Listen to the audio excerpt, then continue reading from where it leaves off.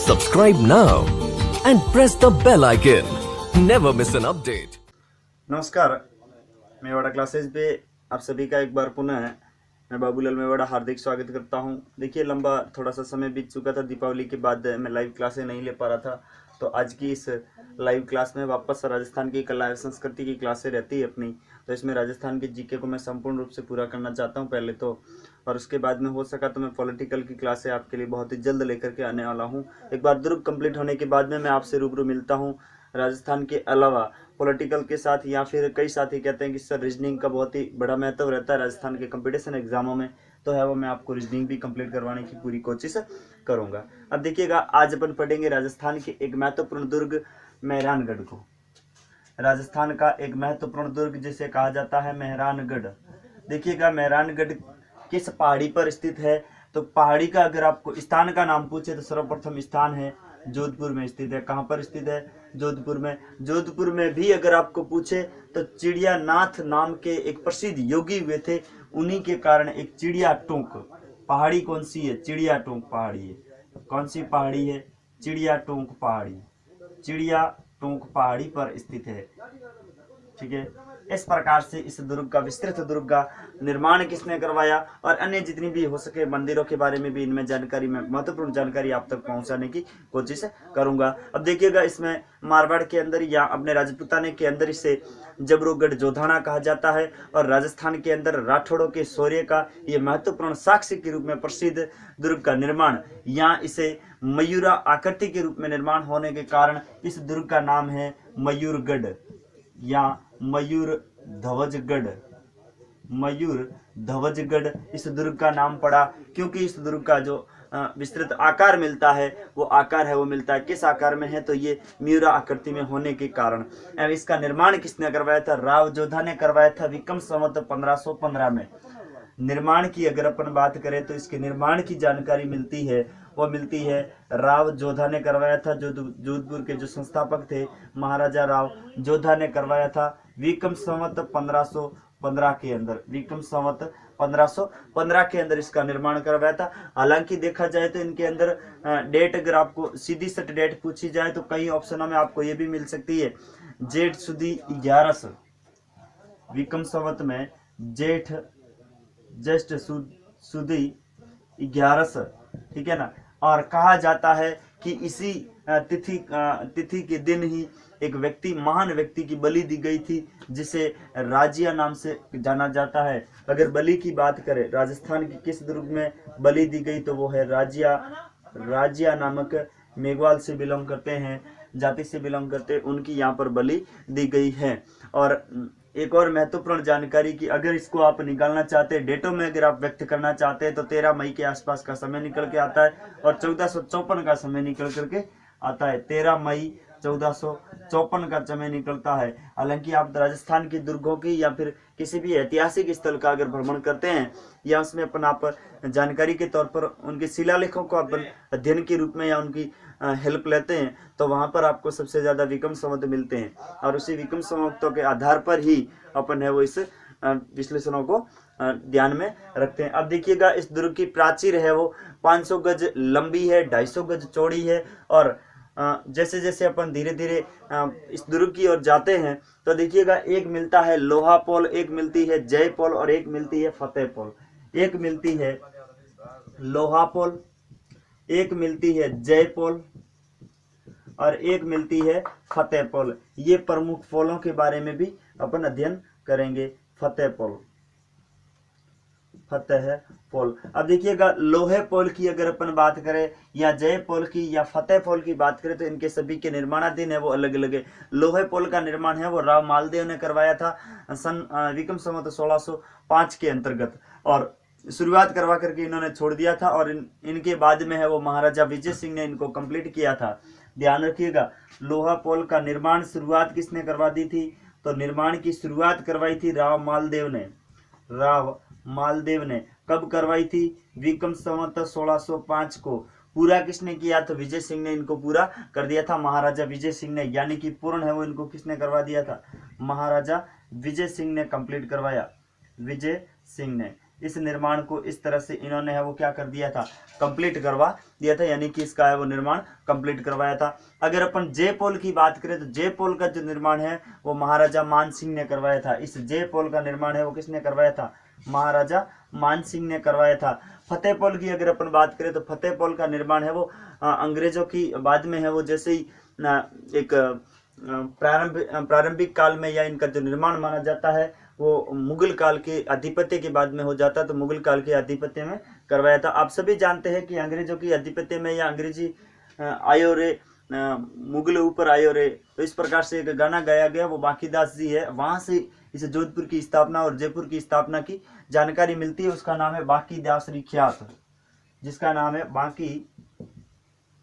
बांकीदासरी ख्यात। ये लिखी थी बांकीदासरी ख्यात लिखी थी एक पचपदरा प्रांगणे से जन्म हुआ था, जिनका बांकीदास जी नाम से प्रसिद्ध हुए थे, जहां पर इस प्रांगणे पचपदरा से इनका जन्म होता है और उन्होंने वो इस ख्यात को लिखा था। अब देखिएगा प्रारंभिक विस्तार के अनुसार अपन देखिए तो जोधा जी का फालसा, जो इनका प्रारंभिक किले का निर्माण यहाँ मिलता है, या इस किले के प्रारंभिक निर्माण की जो ऐतिहासिक जानकारी मिलती है वो जोधा जी का फालसा मिलती है। जोधा जी का फलासा, जोधा जी का फलासा।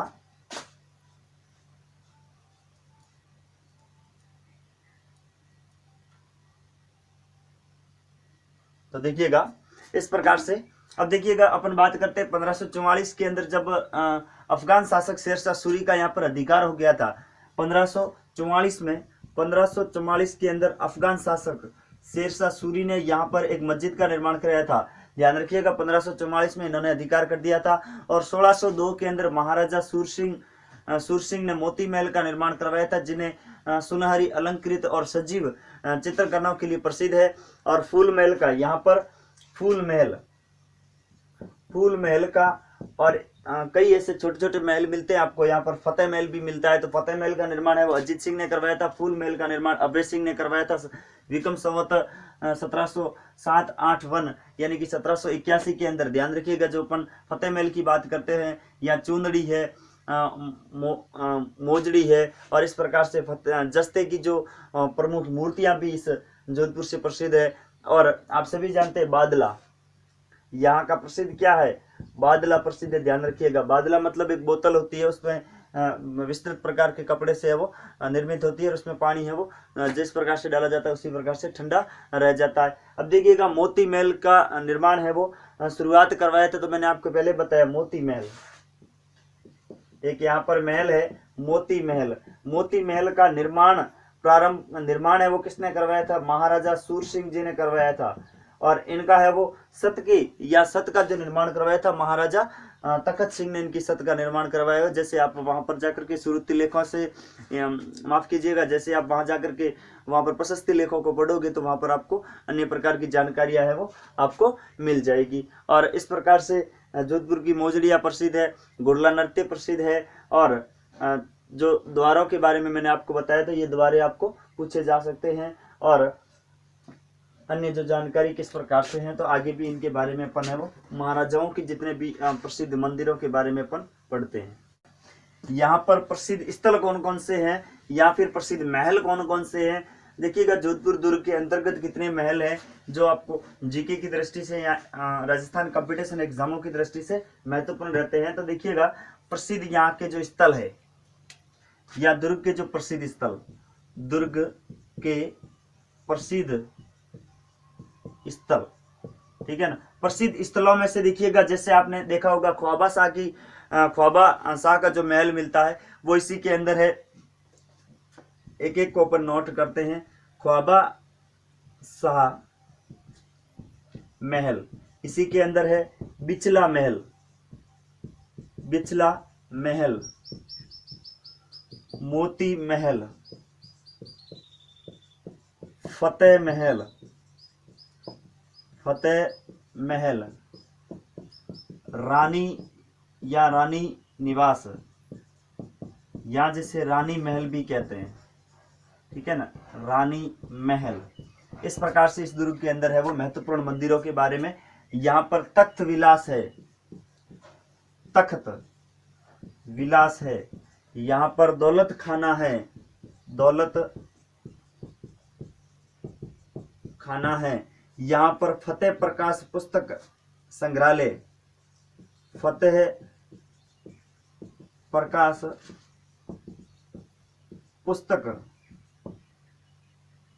पुस्तकालय जो वर्तमान में संग्रहालय के रूप में प्रसिद्ध है, ध्यान रखिएगा। और जो यहाँ पर दौलत खाना जो है, अभी मैंने यहाँ पर नाम बताया था, इस दौलत खाने के अंतर्गत, इस दौलत खाने के अंदर श्रृंगार चौकी भी है, ध्यान रखिएगा।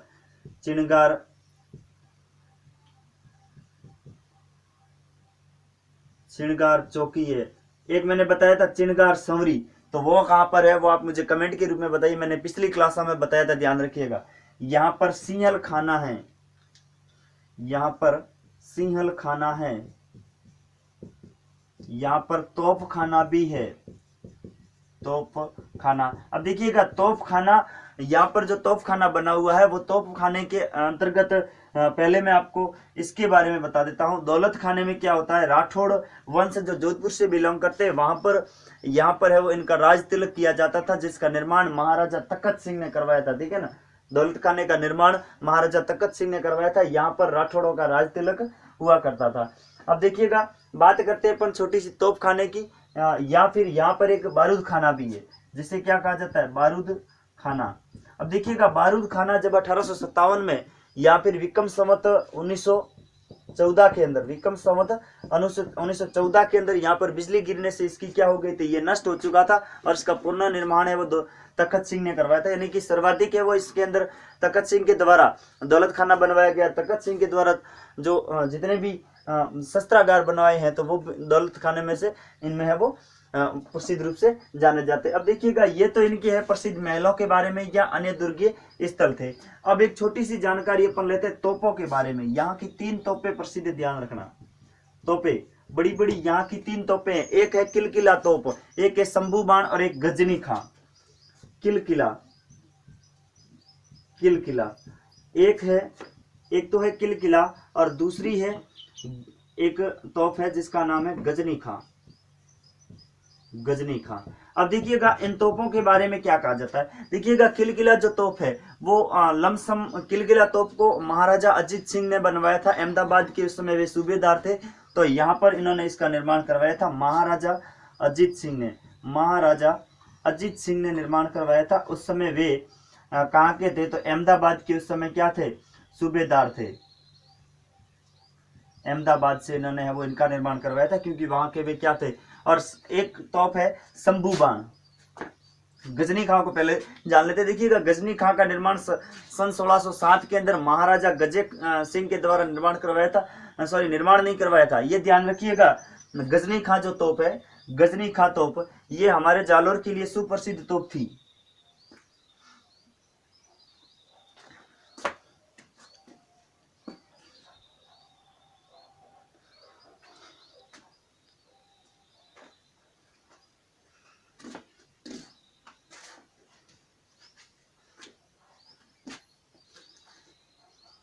देखिएगा, लाइट का इंतजार नहीं किया जा सकता, इससे पहले मैं आपको समझा सकता हूं। देखिएगा, गजनी खां तोप के निर्माण की बात करें तो ये है वो तोप जालोर से लाई गई। सन 1607 की विजय, जब जालोर पर ये विजय करते हैं तो उस समय ये कहां से लाई गई, तो ये लाई गई थी जालोर से। जालोर विजय के दौरान ये लेकर के आए थे, जो महाराजा गज सिंह ने यहाँ से प्राप्त की थी। और अगर अपन बात करें शंभू बाण की, तो शंभू बाण जो तोप है महाराजा अब्बे सिंह ने सर बुलंद खां से छीन के लाए थे, ध्यान रखिएगा। एक शंभू बाण है, शंभू बाण, ये एक तोप है प्रसिद्ध, यहाँ की क्या है, तोप है, जो महाराजा अभय सिंह ने सर से छीन करके ली थी, एक अंग्रेजों से छीन करके ली थी, जिसका नाम था बुलंद खां। इसका ये किससे ली थी, बुलंद खां से छीन करके ली थी, बुलंद खां से छीन करके ली थी, महाराजा अभय सिंह के द्वारा ये छीन करके ली थी। अब देखिएगा, शहर के अंदर शहरपना नामक प्राचीर बनाया हुआ है, 101 बुर्जों से निर्मित और 6 दरवाजे। इस 6 दरवाजों में से देखिएगा, आपने सुना होगा जोधपुर से जैसे आप शहर में प्रवेश करते तो आपने नाम सुना होगा, Sojati gate, Jalori gate, Nagauri gate, Siwana gate, Merta gate और चांदपोल। ये प्रमुख 6 दरवाजे हैं, नागौरी गेट ये है वो 5 दरवाजे जो है जो मारवाड़ से संबंध स्थापित करने वाले अन्य जो राज्य थे उन राज्यों से बिलोंग करते हैं। जैसे राज्यों के जिसमें प्रवेश करते हैं, जिस प्रकार से एक प्रमुख केंद्र यहाँ पर है, इससे इस तरफ से जितने भी रास्ते आते हैं उन रास्तों को, यानी कि जोधपुर यहाँ पर है, इस प्रकार से जितने भी इस साइडों में जो भी राज्य पड़ते हैं उन राज्यों के या इनके जो संबंधित थे उन राज्यों के नाम से है वो इस गेटों के या दरवाजों के नाम या पोलों के नाम इन्होंने रखे थे। जैसे आपने देखा होगा मेड़ता दरवाजा या जिसे मेड़ता गेट कहते हैं, Siwana gate, Jalori gate, Nagauri gate और चांद पोल को छोड़ करके बाकी सभी है वो क्या है। और आप सभी जानते हैं राजीव गांधी जो टूरिस्ट कंजेशन है वहाँ जोधपुर के अंदर निर्माण किया जा रहा है। और NSO के बारे में मैंने रास्ते बताए, तो सभी रास्ते हैं, जैसे यहाँ से रास्ता आएगा, यहाँ से रास्ता आएगा, इस प्रकार से रास्तों की अगर अपन बात करें तो लमसम 605 किलोमीटर राजस्थान के अंदर ऐसे जोधपुर के अंदर है वो NH हाईवे मिलते हैं। इस प्रकार से देखिएगा यहाँ पर टोटल 4 हाईवे आते हैं नेशनल, यानी कि राष्ट्रीय राजमार्गों की संख्या कितनी है, 4 मिलते हैं। और इनकी अगर लंबाई की बात करें तो 506 किलोमीटर है वो क्या है, लंबे हैं। अन्य इस जोधपुर की दृष्टि से बात करें तो जोधपुर को किस नगरी से जाना जाता है, सूर्य नगरी के नाम से जाना जाता है, सूर्य नगरी, या फिर इसे ब्लू सिटी भी कहते हैं, इसे ब्लू सिटी भी कहते हैं, ब्लू सिटी जोधपुर को कहा जाता है। और देखिएगा इसके अलावा जोधपुर की जो भी महत्वपूर्ण जानकारी थी मैंने आपको देने की पूरी कोशिश की। मिलते हैं अपन अगली क्लास में एक दुर्ग के साथ में, और तब तक इंतजार कीजिएगा। Thank you for watching, you have a nice day, bye bye.